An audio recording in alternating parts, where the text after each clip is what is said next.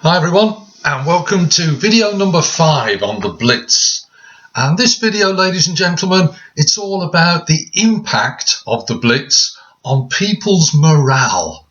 How people try to keep their spirits up in a terrible time. The Blitz, of course, as we know from our previous videos, it was a terribly dangerous time.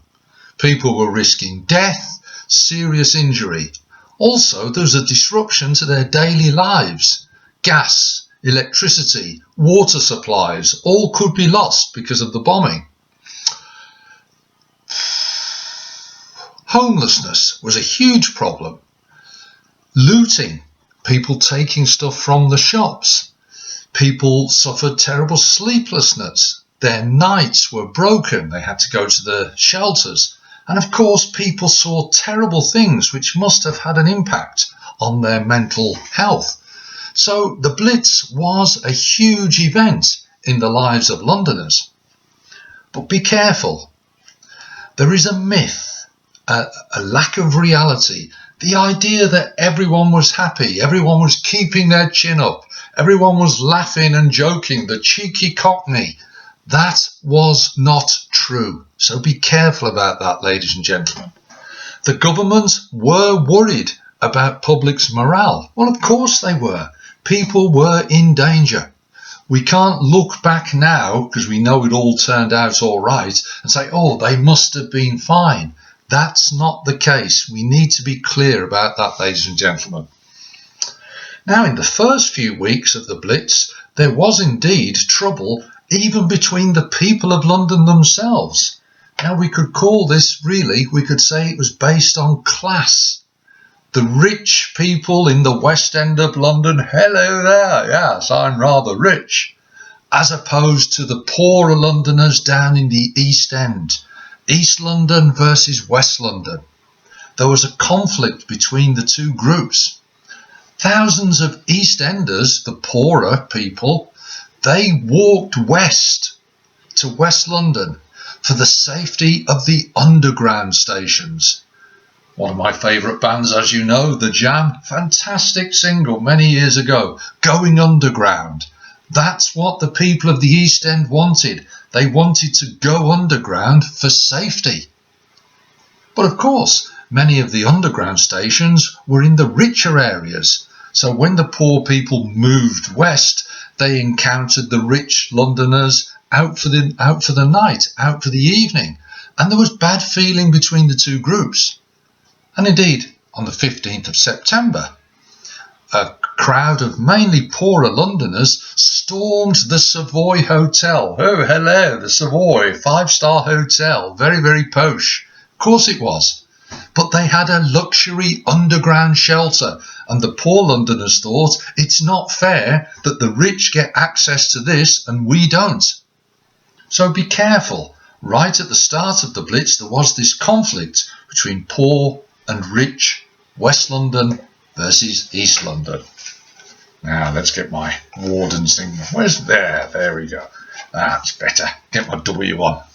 Now, that class conflict that I've just outlined, it was not written about in the newspapers. Can you think why? Maybe they didn't want this to be shown, that the people of London were arguing amongst themselves. They wanted to present a united front. It was discussed in government. The War Cabinet discussed it. They were aware that there was class tension, and the government had to do something about it. Two things happened which eased the class tension. First of all, the government began to give help to the working class, to the poorer people. They start to try and help them get safe from the Blitz. And the second thing that helped, the German bombers, bombing from the sky, they don't really know what they're actually hitting, they began to bomb and hit the wealthy areas of London. So people were more in it together. Now, I mentioned the government there. Government propaganda, films, posters, all with the aim to try to keep morale as high as possible. And they were trying to encourage a feeling that, look, we can do it, we can take it, the famous Blitz spirit. Remember what I said at the start though? The myth that everyone was happy. No, no, no. The government are trying to make everyone feel as if they can take it. First of all, they encourage people to behave sensibly. Always carry your gas mask. Dig for victory. I'll mention that in a later video. Newsreels were very, very popular at the time. You've got to remember, hardly anyone had television. So therefore people would go to the cinema, and as well as seeing a film, they would see a newsreel, which gave the information, gave the news, and it was controlled by the government. Very famous one entitled, London Can Take It. London can take it. Can you see what they're trying to do? They're trying to raise everyone's spirits, everyone's morale. And that was shown in the cinema, which was unbelievably popular. 1939, 1,000 million tickets sold across the country. People going to the cinema. It was a popular activity, ladies and gentlemen. So it was a good way for the government to get their message across using the cinema, using newsreels.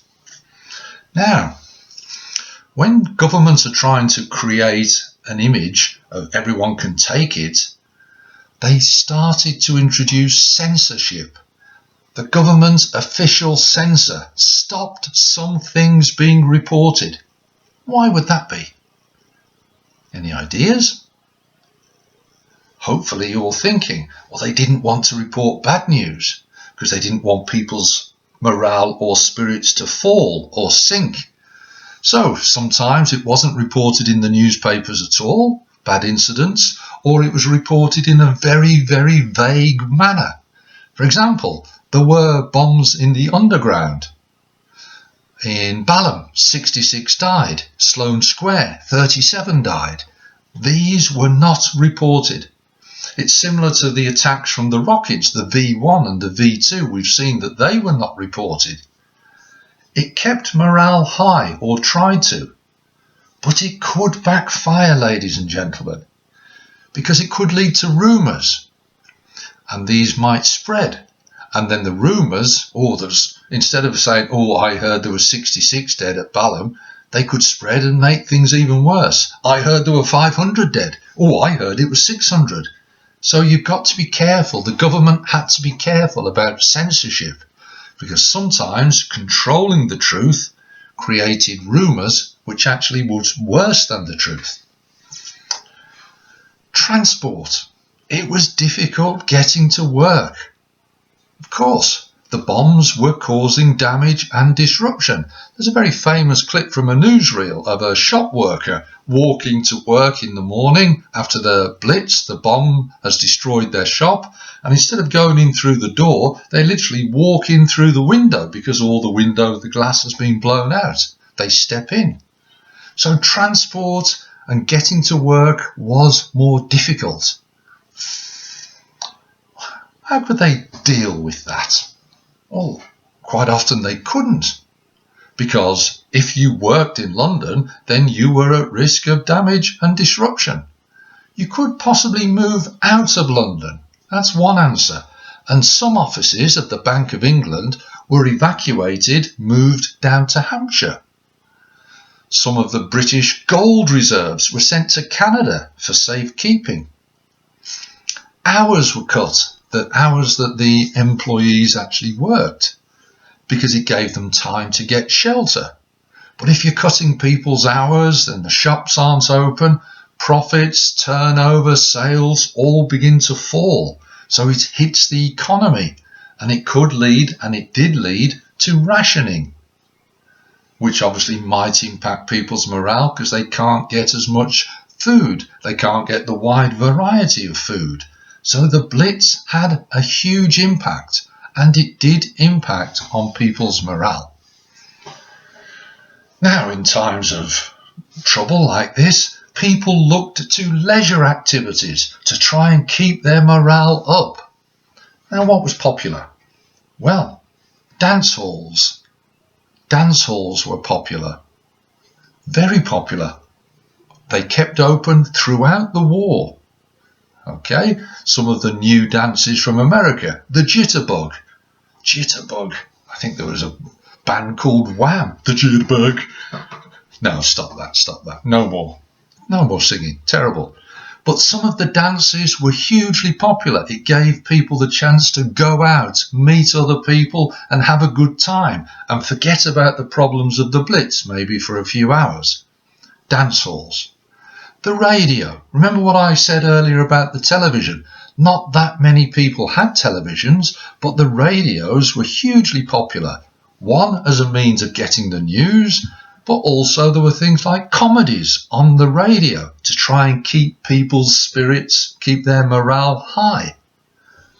I've already mentioned cinema, hugely popular. The theatre, also quite popular. Now the theatre, sometimes towards the start of the Blitz, they closed, but then they reopened as the government realised they had to reopen to keep people's spirits high. A 50 to 60% increase in the number of people going to the cinema to see the newsreels. Positive, rousing films, for example, In Which We Serve. Very, very popular film about a crew that survived being sunk. In Which We Serve, serving the country, patriotic, nationalistic fervour, trying to keep people's spirits high. Noel Coward, a very, very popular and posh actor. Noel Coward in Blithe Spirit, very popular play in the theatres. So we've got theatre and we've got cinema. The theatre was not as popular as the cinema, but throughout the Blitz, throughout the war, it gradually increased its popularity. Comedies were very, very popular. Of course they were. People wouldn't want to go and see something that made them feel sad. They already had enough of that in their everyday life. They wanted to see something that lifted their spirits.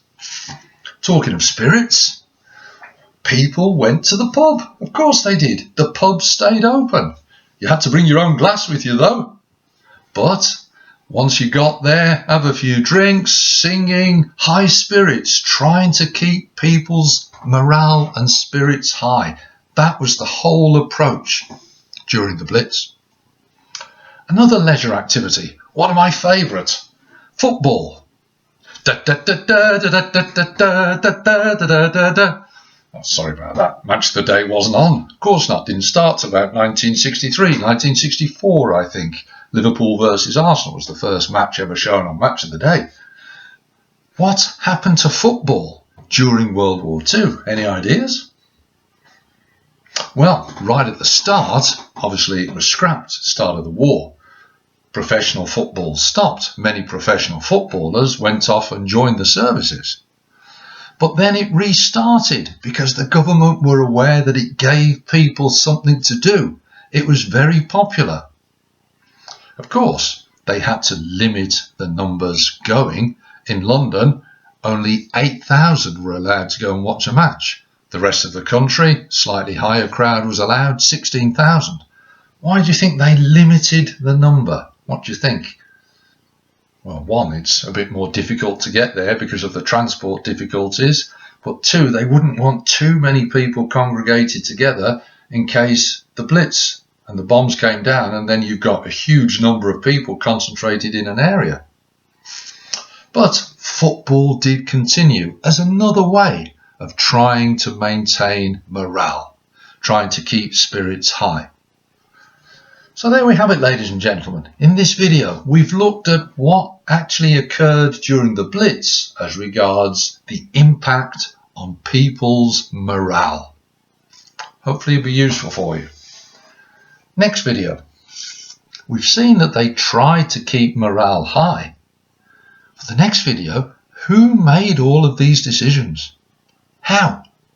Who's in charge? How are they still running the country at a time of warfare, a time of danger during the Blitz?